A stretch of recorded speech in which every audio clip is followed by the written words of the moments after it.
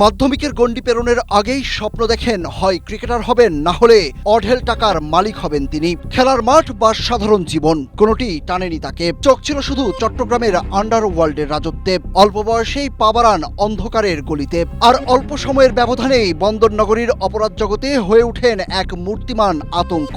তিনি মোবারক হোসেন ওরফে ডেভিড ইমন। 2020 সালে রাজনীতি ও স্থানীয় অপরাধ চক্রে সক্রিয় হওয়ার মাধ্যমে ডেভিড ইমনের অন্ধকার অধ্যায়ের শুরু।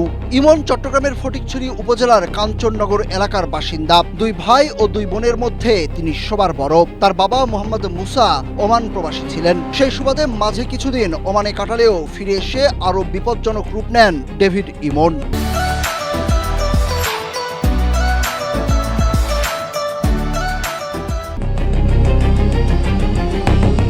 2020 সালে করোনার পর তিনি পুরোপুরি ছাত্রলীগের রাজনীতিতে জড়িয়ে পড়েন। 2024 সালের 5 আগস্ট ক্ষমতার পট পরিবর্তনের পর আত্মগোপনে গিয়ে বায়জিৎ এলাকার ছোট সাজ্জাতের সঙ্গে গড়ে তোলেন সখ্যতা।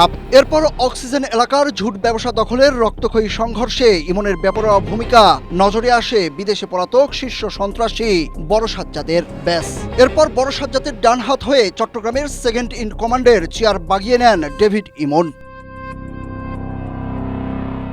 থানা থেকে লুট হওয়া 15 থেকে 20টি আগ্নেয়াস্ত্র, হাতে তার ছবি সামাজিক যোগাযোগ মাধ্যমে ছড়িয়ে পড়লে পুরো শহরে আতঙ্ক তৈরি হয়। বাকলিয়ার জোড়াখুন, অস্ত্রবাজি কিংবা মোটরসাইকেল নিয়ে গ্যাং পরিচালনার মাস্টারমাইন্ড ছিলেন তিনি। বিদেশি নম্বর থেকে কল করে ব্যবসায়ী ও প্রবাসীদের কাছে কোটি কোটি টাকার চাঁদা দাবি, না দিলে সোজা গুলি।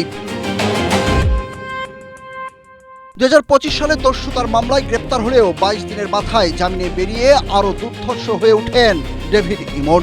মাত্র কয়েক বছরেই তার নামের পাশে যুক্ত হয় 15টি মামলা। শেষমেশ ভারতের সীমানা পেরিয়ে পালানোর সময় যশোর সীমান্তে পুলিশের জালে ধরা পড়ে ডেভিড ইমন।